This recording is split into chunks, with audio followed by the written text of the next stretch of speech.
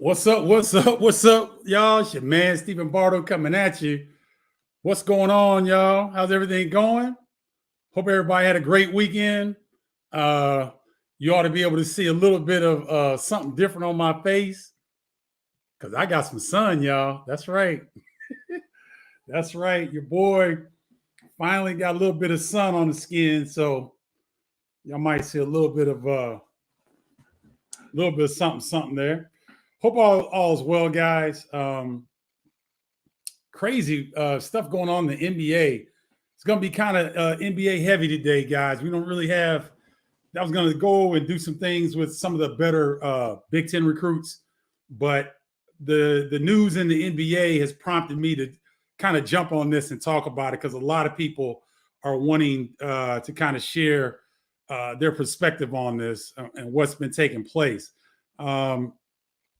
Let's start off with this. The Bucks and Suns collapse in Game 7.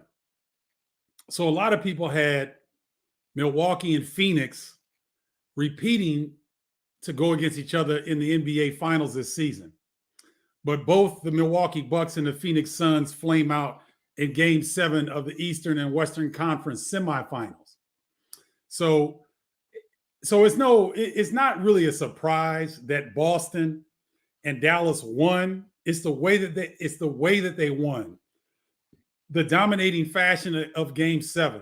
I'm not sure, ladies and gentlemen. I'm 54 years old. I've been watching NBA basketball almost 50 years, just shy of 50 years.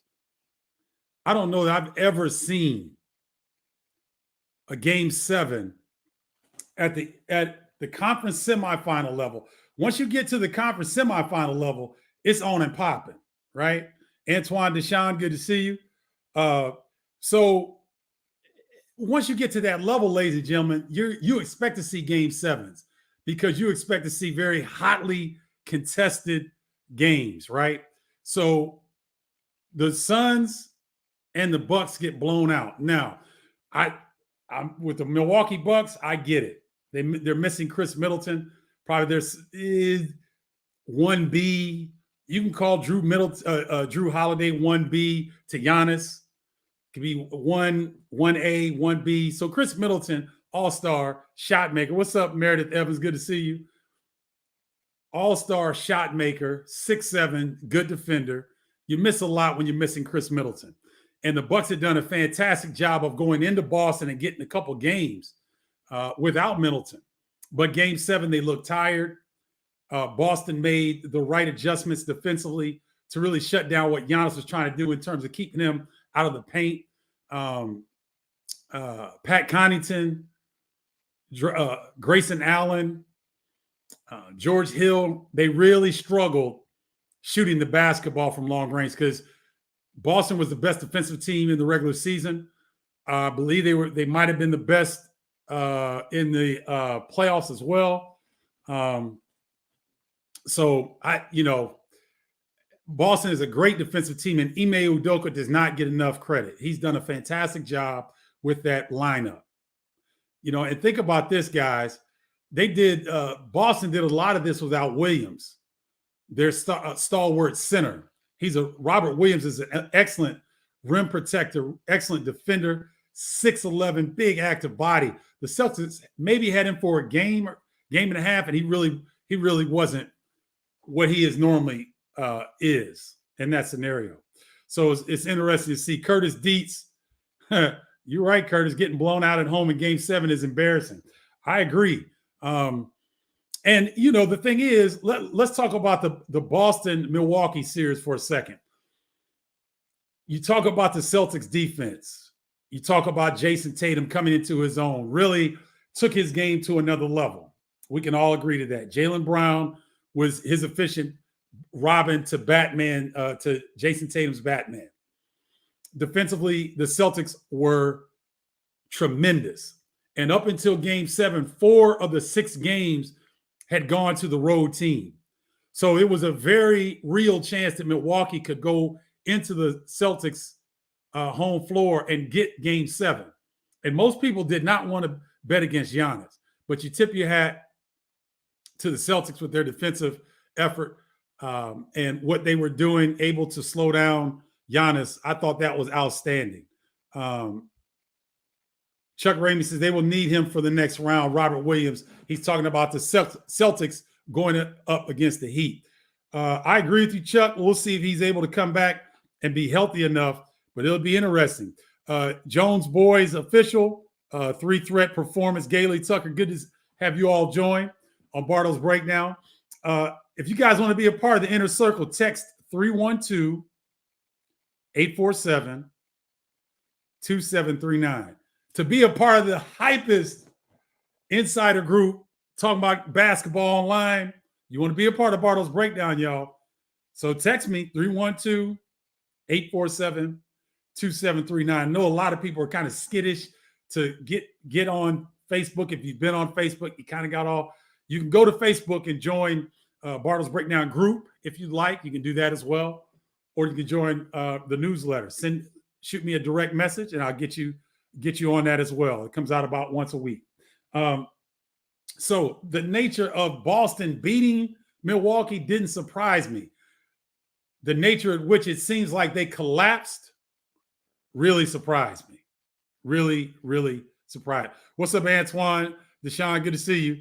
I don't know, and this is why I love my tribe, Bardo's Breakdown tribe.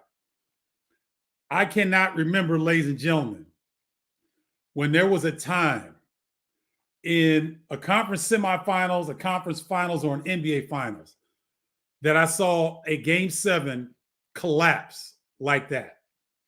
It happened to Milwaukee. They got behind, and I think it was fool's gold because they got behind in Game 6. They were down 14 in the fourth quarter. They were able to come back. Herculean effort by the Bucks, right? But you can't keep doing that. But the fact was they didn't have the opportunity to try to come back in the fourth quarter because they were down 22 at one point. And so I can kind of feel, I kind of get, I'm going to say that I understand Milwaukee's situation a little bit better because they're without Chris Middleton. So I give Milwaukee a pass, and Giannis and Drew were exhausted because they had to carry such a heavy load that they were exhausted at the end of Game 7. And you could see it when they went to the bench. Giannis was upset, but he was exhausted. Drew was upset. They were deer in headlights because they had just, when you expend that much energy, and they had gone and won the championship the year before, and then Drew Holiday and Chris Middleton joined Team USA in the Olympics. So they were really worn down. Okay. So I give Milwaukee a pass on getting blasted in Game 7. The Pheonix Suns, however, we need to talk about this. Because the Pheonix Suns, ladies and gentlemen, their collapse was inexplicable. Because at least when you're talking about Phoenix and Dallas, or Milwaukee and Boston, Milwaukee was in the game up until about the end of the third quarter. Dallas blitzed Phoenix on Phoenix's home floor, and it was embarrassing, ladies and gentlemen. I didn't see any reports that Devin Booker was hurt. I didn't see any reports that Chris Paul was hurt. DeAndre Ayton was healthy. But DeAndre Ayton was 2 of 5. He got 5 shots. Devin Booker was 0 for 11 in Game 6 and Game 7 from three-point land. They lose 123-87 on their home court in a deciding Game 7. Now, again, I need my tribe to help me because I don't know that I've ever seen. I don't know if I've ever seen that. I'm going back. I remember it was either Game 1 or Game 2. The Los Angeles Lakers were at the Boston Celtics. This is back in the 80s. This is mid-80s. Magic and Bird are going at it. Kareem was playing. Robert Parrish was playing. I believe it was either Game 1 or Game 2. Boston smacked the Lakers by 38 points. They called it the Boston Massacre. And I shouldn't use that phrase based on what's happening in our society right now. Let me rephrase that. The Boston whatever. They really crushed the Lakers by 38. The Lakers came back and won that series. So I'm going back in my Rolodex of almost 50 years of watching NBA basketball, and I cannot recall seeing a game 7 from the conference semifinal levels on up. I can't remember seeing a game 7 blowouts like we saw, right? I give the Bucks a pass. Middleton didn't play, but Pheonix Suns, come on, guys. There's something up with that. Let me get to what you guys are saying here. Kevin Hayward, what's up, Kevin? Tribe member. Could it be that Booker just isn't that guy? Ooh, Kevin Hayward might be saying something. There was a lot of talk on First Take, Get Up. Brian Windhorst was in on some of those conversations. Matt Barnes had some things to say today. There's a lot of finger pointing going on right now. And Kevin Hayward brings up a great question. Is Devin Booker really that guy? Because I don't know if you guys saw Patrick Beverley today. Woo, we're going to get to that. But Devin Booker, it's amazing at where he was at the beginning of this playoff series to how he's viewed now, maybe the swiftest decline of a next superstar for the NBA that I've ever seen. I don't know, ladies and gentlemen, I don't know that I've seen such a quick reversal of perception from a guy that was beloved by everyone before this series started to now when this series ended, people are questioning, and Kevin Hayward said it, people are questioning, is Devin Booker really that dude? I want to hear what you guys think. IG, I want to hear what y'all think. Spins and Spines, good to see you again. Thanks. Rayfeld Davis, Purdue's finest. What's up, bro? Good to see you. Jones Boys official says, no, Devin Booker is not that guy. What do you guys think? Okay, that lit it up a little bit. Ardell Blanchard says Ayton and Monty got into it. Yeah, Ardell, I did see that Monty, the head coach, Monty Williams, and DeAndre Ayton got into it. Ladies and gentlemen, that happens almost every game where a player and coach get into it almost every game. Because here's the thing, Kenny Williams, excuse me. What's up, bro? Good to see you. Here's the thing during the playoffs, ladies and gentlemen. If you look at college basketball for the NCAA tournament, if you look at the WNBA and the NBA for the playoff scenarios, it is pressure-filled. All the games, all the moments are pressure-filled. So coaches don't have time to consider someone's feelings in the heat of the battle. There might be some things said. There might be some moves made. Monty Williams taking DeAndre Ayton out of the game, right? And they get heated. There's no love lost, though, Ardell. And I want to hammer that home to the Bardo's Breakdown tribe, that whenever you see that, one, to me, that's a sign of good communication. It's kind of like a love relationship. You guys ever heard of a romantic relationship where, I was getting ready to say a man and a woman, but whoever, woman, man, woman, whatever your preference is, a romantic relationship between two people, and you go 5 years without arguing, and one of the partners in the relationship says, man, we haven't had an argument in 5 years. And the other one says, because we haven't talked about anything. We haven't gotten down and gritty. What happens in a basketball game in the playoffs or an NCAA tournament, emotions are raw.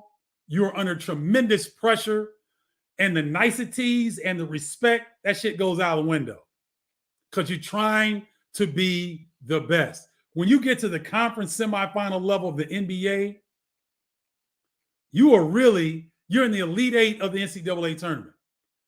And for those that don't follow the NBA playoffs like I do, if you're more of a college basketball fan, can you remember this past Elite Eight? Can you remember the intensity at which the games were played? Those players were playing their hearts out. They were exhausted. Now, times that by 5 and add 7 games to it. That's what the NBA playoffs is. So when you see a coach and a player get into it, just know it's really not a big deal. And to me, that's a high level of communication. Because a lot of times, if it's not as pressurized as in the regular season, that probably doesn't happen.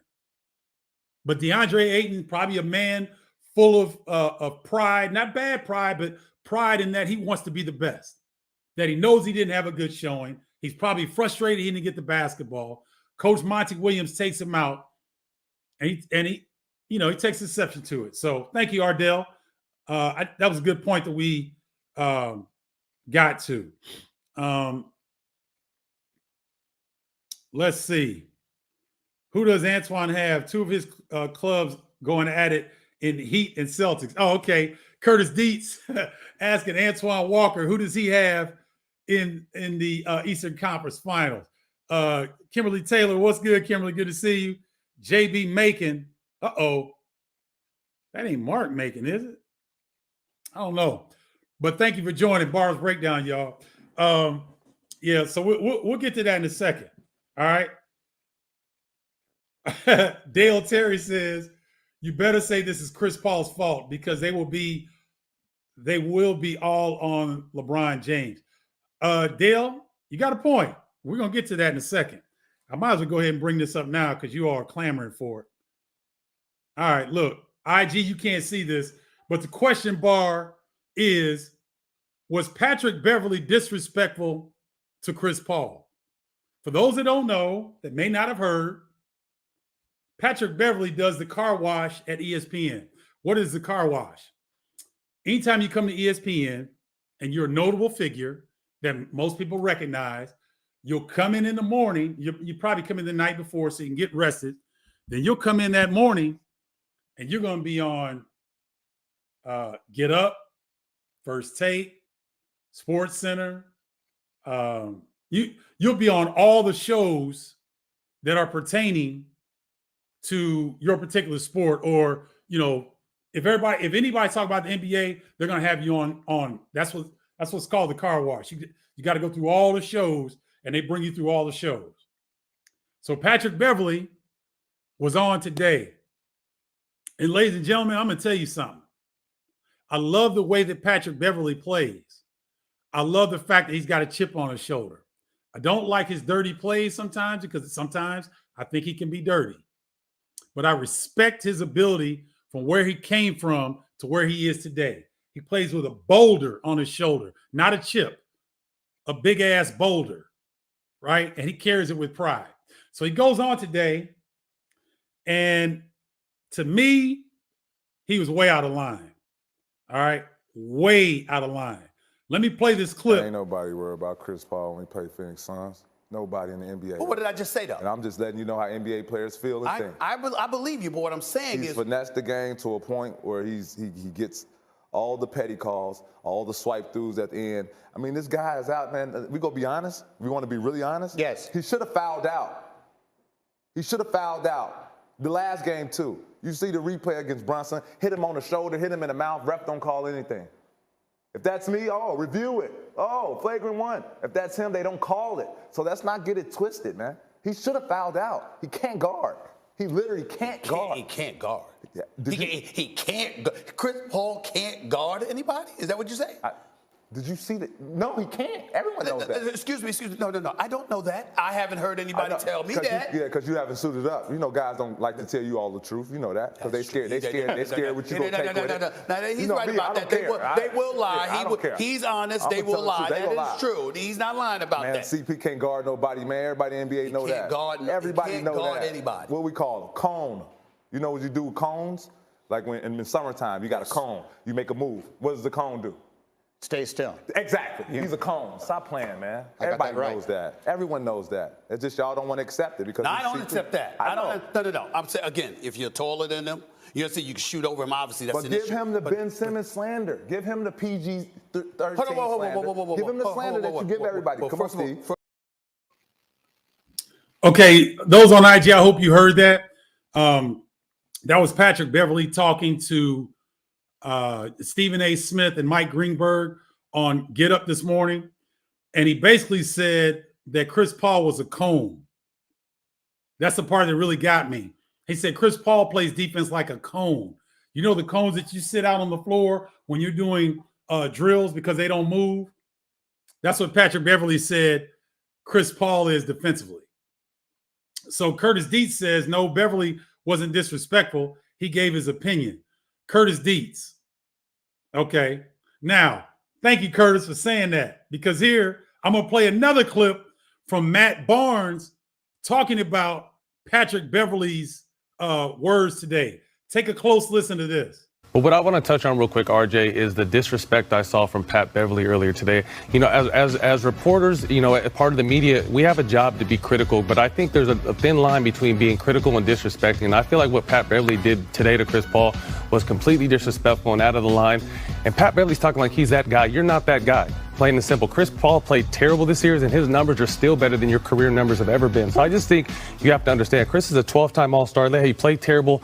First time, all defense 9 times, 7 times first team all defense. He'll be a Hall of Famer. Pat Bev and I were similar type role players. They don't talk about us when we go. They're going to talk about CP3 when he's done. And I just think the disrespect we saw earlier today on the ESPN show need to be checked because he was way out of pocket. Okay, ladies and gentlemen, that's Matt Barnes. That's a fellow hothead defensive player. Yours truly, fellow hothead defensive player. I know these guys' mentality. I used to be that player. I was Patrick Beverley and Matt Barnes back in the day, right? But there's no way in hell I'm going to go and criticize Ramil Robinson or Glenn Rice. Chris Paul is a Hall of Fame point guard. Now, what you have against him personally, that's your business, right? But when you come on national television and you throw shade like that, you call Chris Paul a cone defensively? Come on, man. And Kenny Williams says it's TV, it's entertainment, has to create controversy. But really, Kenny, does he? I love JJ Redick because JJ Redick breaks it down. And for all these NBA players, all these college players and high school players, you guys need to be doing a podcast right now. That's why JJ Redick can step in to ESPN seamlessly and call games and be in studio. There's very few ex-NBA players that can call a game and they can also be good in studio. Very few. He does it. He's made a seamless transition, but I digress. Calling out Chris Paul in the way that Patrick Beverley did, to me, was totally uncalled for. He broke code. There's a code among players. So, and I'm going to paraphrase. I'm going to paraphrase what Patrick Beverley said. Another quote he said. He said, when I'm getting ready for Luka Doncic or Steph Curry, oh, man, I go to sleep at 8 o'clock. I tell my mom don't call me. I tell my girl don't call me because I'm getting my rest. I'm getting locked in. You know what he said? What he does when he's getting ready to go against Chris Paul? He'll go out to his favorite restaurant. Go have some wine. Go have a big fat dinner and all that. And then maybe sweat it out and shoot around. He ain't worried about Chris Paul. Right? Come on, man. There's one thing to have personal dislike. There's a bunch of people in this business that I'm in that I dislike. But I'm not going to mention them. I'm not going to say their names. Right? So Patrick Beverley wears this badge of whatever, which to me is BS, because all that nonsense, that to me, that's it. It's one thing to be disrespectful to somebody else, but he broke code. You know, he's telling on guys what guys said. He's repeating what some of his former teammates said. Come on, man. That's not, no. I'm sorry. Let me see what Michael Payne has to say. The biggest factor to me was how hot Dallas was shooting. 59 for the game, 49 from 3, unheard of. That was really good. You're right, Michael. Let me see. Chuck Ramey says they don't like each other, never have. Collective bargaining stuff. All right, Chuck, I get collective bargaining, but is Chris Paul not a future Hall of Fame point guard? They call him point guard for a reason. I know he's at the end of his career. I know he's not as fast, he's not as quick. But golly, am I the only one that is maybe went too far with this? Bev said players call CP3 cone. Yeah, okay. So Mike said this. Michael Payne saw this. Murphy Hector, good to see you. C Sam 6, thanks for joining. All right, Kevin Hayward said it. Patrick Beverley was totally disrespectful to CP3. He refused to badmouth James Harden, proved it was personal. Now, that's a good point, Kevin, because if anybody needed to be badmouthed, it was James Harden. But you know yours truly here, I never believed in James Harden. After I saw him quit when he was with Houston and they quit against Golden State in the conference semis, I was never a Harden fan after that. I'm sorry. Artemio Jr., good to see you. Kevin Hayward, I agree. Dale Terry says, I heard so many people say Chris can't guard. All right. Maybe not. Let's see. Question, Bardo, has Chris Paul been on the first, second, or third off all defensive teams? Dale Terry, he's been on 9 times. He's been on the all defensive team 9 times. It might be, no, he's been all-star 12. It's at least 9 times he's been on the NBA all defensive team. Right? And so Patrick Beverley, like Matt Barnes said, is more of a role player, not a star. Nobody was looking at him to hit a game-winning bucket or whatever. And you know what? Patrick Beverley does great at what he is.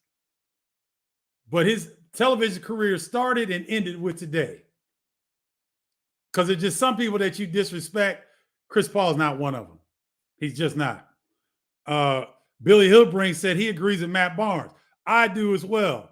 Another Facebook user says Matt Barnes is on the money. Paul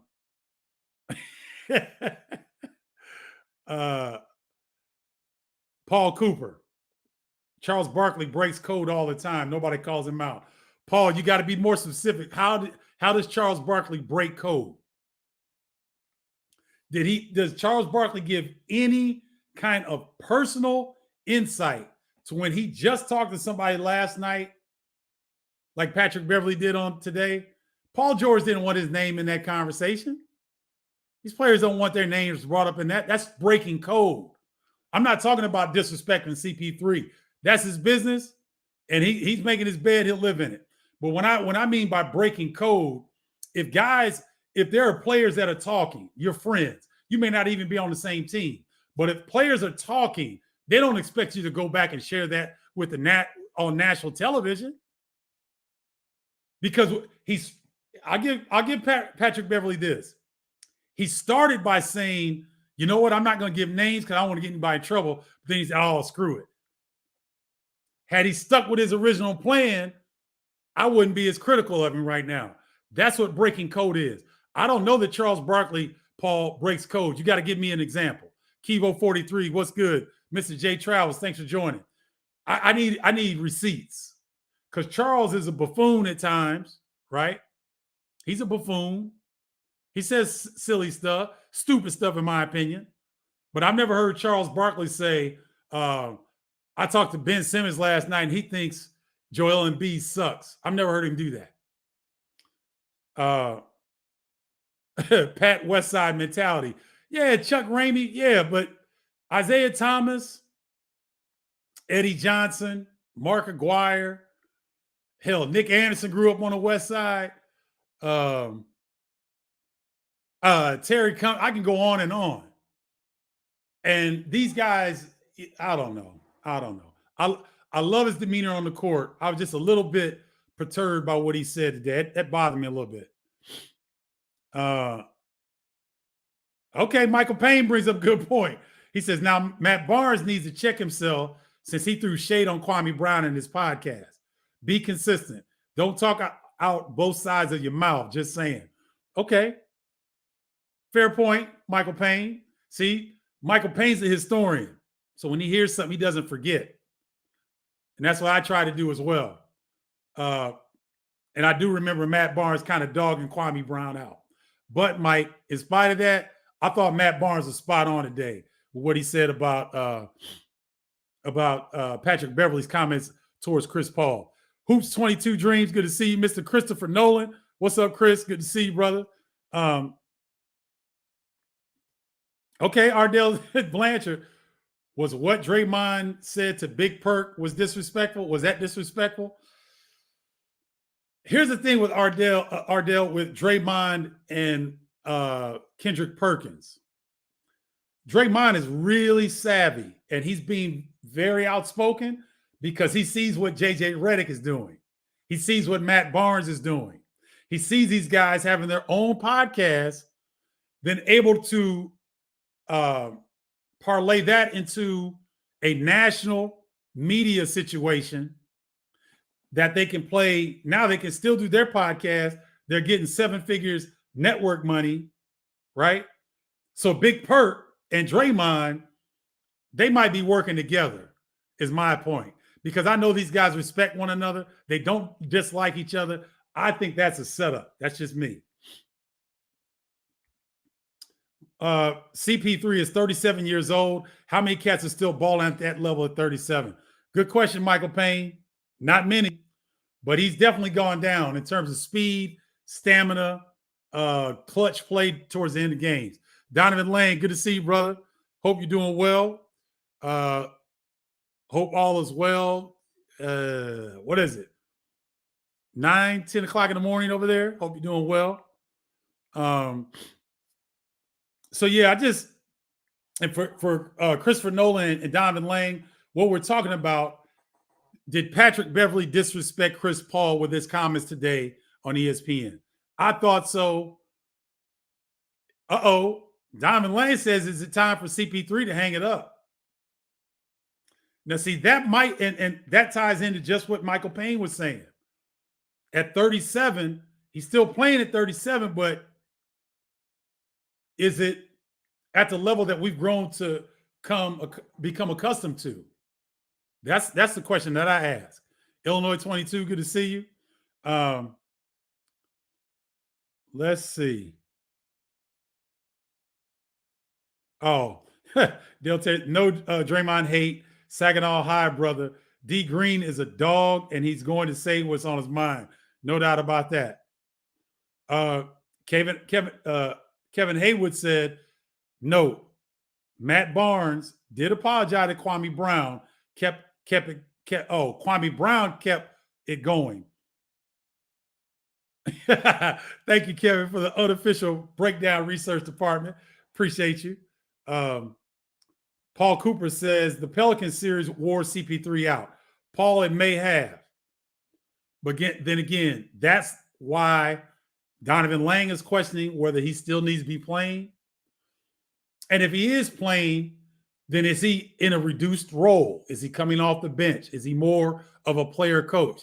Because if Chris Paul can't get to that elbow off that ball screen action, he's far less effective. Antoine Deshawn says, nothing Patrick Beverley said will hurt Chris Paul's legacy. I agree with that.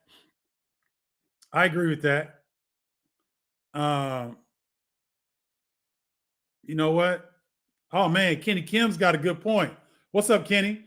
Kenny Kim says, it's interesting seeing Chris Paul sitting next to Brian Randall during the game. Brian Randall was a former Illini great.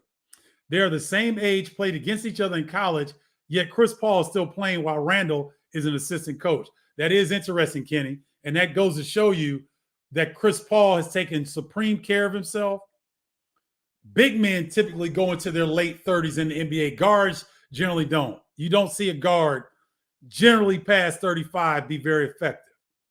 And so at 37, the question remains, can Chris Paul still be effective? That's the question.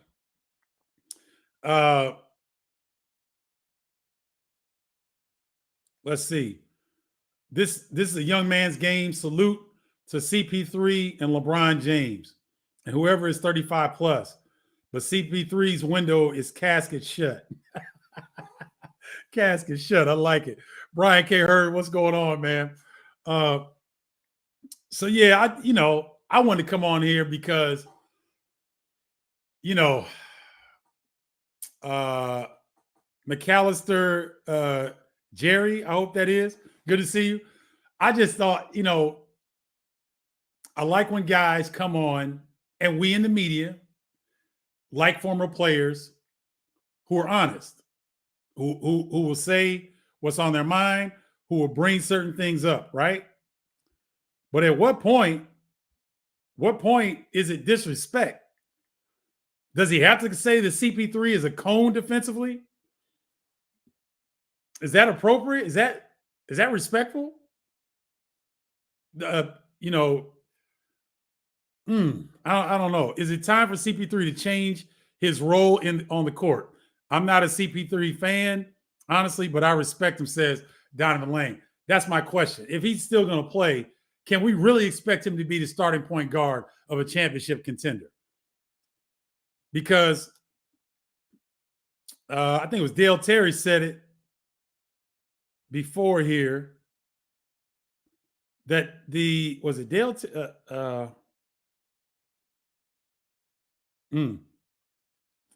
Somebody just said it, and here it is. Paul Cooper made a great point. The Pelican series wore CP3 out.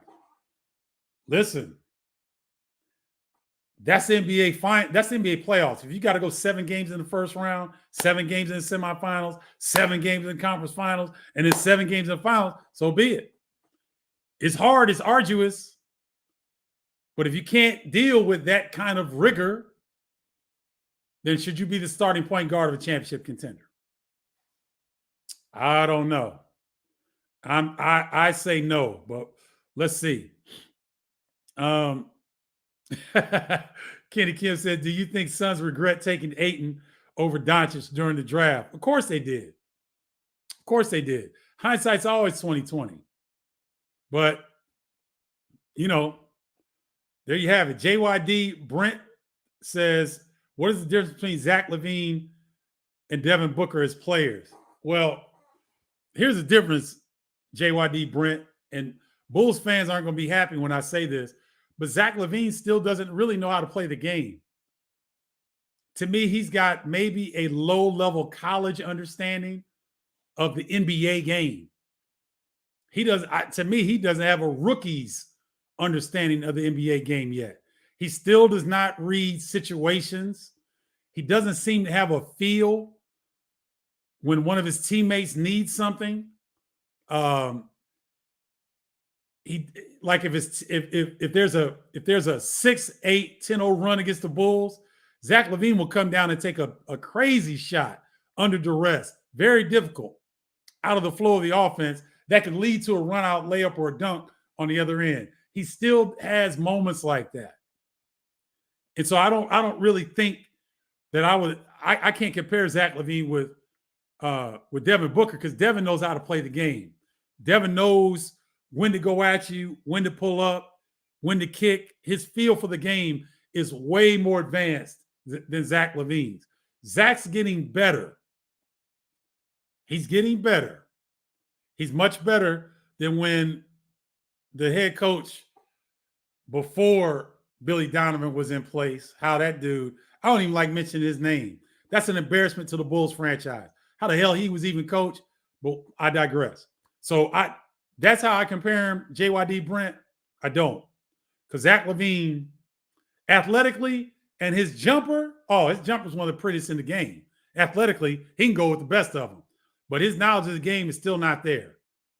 He needs to go lock himself away for a week and go study under, I don't know, who are the more high IQ two guards that have recently retired from the NBA.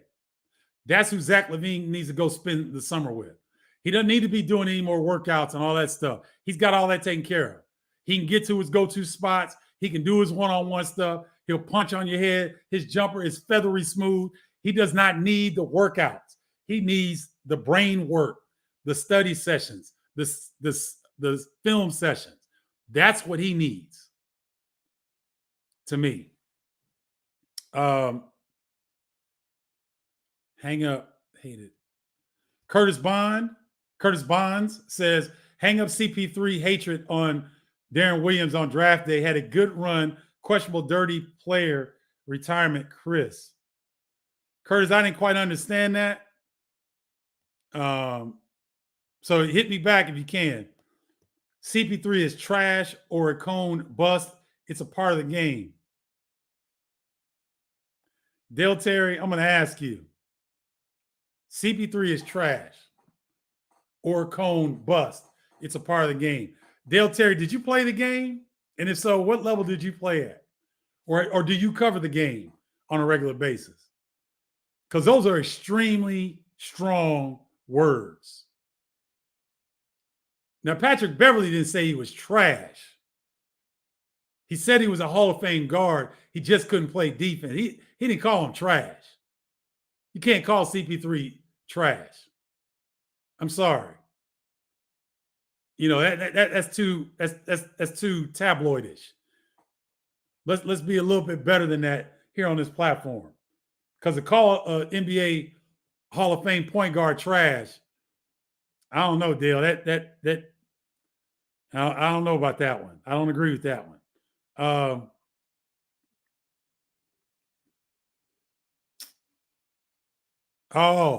A. Pierre Ponset may have a really good point. I don't even know if it's so much about disrespect. To me, it's more on the level of is it necessary? Beverly seemed to be intent on saying some crazy stuff. Mike Greenberg kept edging him on too. Very good point. Same thing Kenny Williams said. It's for television, ratings, that type of thing. Very good points, fellas. Curtis D says Chris Paul is the top 5 point guard of all time. I think I gotta agree with Curtis D. Who's 22 Dreams? What do the Bulls need to go to the next level? They need to get DeAndre Ayton if they can. Nicola Buchovich had a very good season, and Vooch does exactly what he does: score the basketball, move it. He's a really good passer. He's a very good face-up shooter. Not great in the post, but he is what he is. He's a small 5, stretch 4, stretch 5 kind of guy. You need the Bulls need a rim protector. They need some interior help. Jeff 3 Gray, good to see you. Zach Levine, in my opinion, is a selfish player and has never assumed a position of leadership since he's been there, said Donovan Lang. Donovan, anytime that you have to work under a coach like they did previously, it's going to set your game back years. Some of those guys that played for the Bulls during that stretch, they still haven't recovered from playing from that coach that I'm not going to mention his name. But it's JB. Those are his initials. So that was the exact wrong coach for Zach Levine at that time of his development. He was the worst possible coach, and the Bulls, frankly, were the worst situation for Zach Levine in that particular window of his career development. And he's still trying to come out of that and still learn the game and still get some confidence back, in my opinion. Brian K. Hurd, CP3 can be a starter, but has to be a facilitator. He needs to be the 4th or 5th option. Okay. I'll give you that. Pat Bev is being Pat Bev, but Chris Paul is not a guy that's going to get a team to the championship in a lead role. Okay, Hoops 22 Dreams. I got you. That's pretty consistent what a lot of people are saying here. B&B Training and Development says CP3 is one of the best basketball minds in the game. He wore down. It happens. They need Ayton and better not let him go. Going to set them back if they do. Now, see, I agree with them. I heard somebody talking about Ayton. They need to get rid of Ayton. And they're crazy. Crazy. DeAndre Ayton, when he was getting the rock, when he was able to get the rock, he took advantage of mismatches. I think DeAndre Ayton is excellent. Especially in today's game. Let's see. All right. Dale Terry says, I did get a state championship 96 Saginaw High School and played for Tennessee State for a year. All right. Well, Dale, you played the college level then. You know what? Talk trash on, bro. I stand corrected. If you played the college level and you strong enough to call CP3 trash, you stronger than me, bro. So I stand corrected. I don't agree with you, but I appreciate your point, and thank you for sharing that. That's what we love, y'all guys. I want to hear your personal stories, because then next time when Sag Nasty, the nickname for Saginaw, Michigan, when Sag Nasty comes up, I can reference Dale Terry. Like, where my Sag Nasties at, right? He got a chip in Saginaw High School. That's big time. So nothing but love, bro. Thank you, Dale. Roland Treese, one of my first members. What's up, Roland? Good to see you. Pheonix is built for the regular season. Chris Paul had them overachieving. Number 2, Bev was out of line. 3, interesting hearing millennials talk about their older heroes. Age bias, undefeated, bronze CP3, etc. Still have the talent, but not the impact. Great points, Roland. Thank you for sharing that. Great points. Still Waters 175. Good to see you. Let me see here. Paul Cooper says the Bulls need better offense. How many times did you see DeRozan get the ball at the free throw and everybody just spot up and watch him go one-on-one? That won't work in the playoffs. See, Paul, here's the thing, though.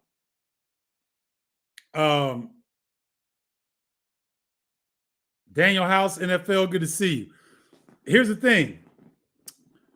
That's the Bulls' offense. When DeMar DeRozan gets the basketball, they're instructed to flare out because he's a guy that operates in that 15 to 18-foot range.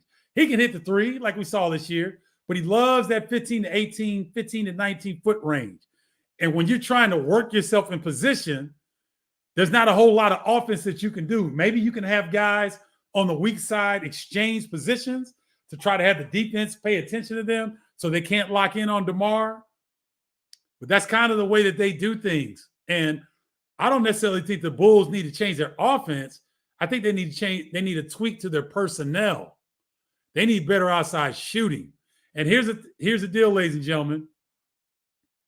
Lonzo Ball made all the difference in the world for the Chicago Bulls. When he got hurt, that's when the Bulls slide started.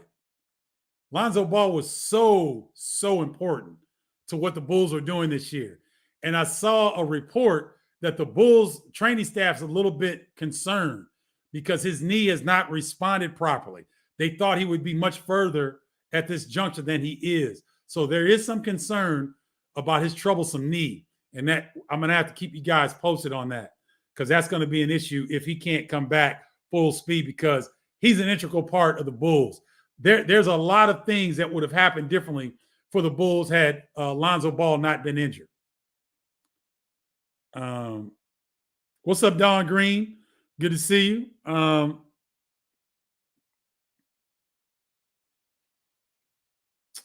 Okay. Let me see here. I think that's it. No disrespect to Chris Paul from Pat Bev, but why are you so soft when it comes to a player sharing how he feels? No disrespect from Pat Bev, but why are we so soft when it comes to a player?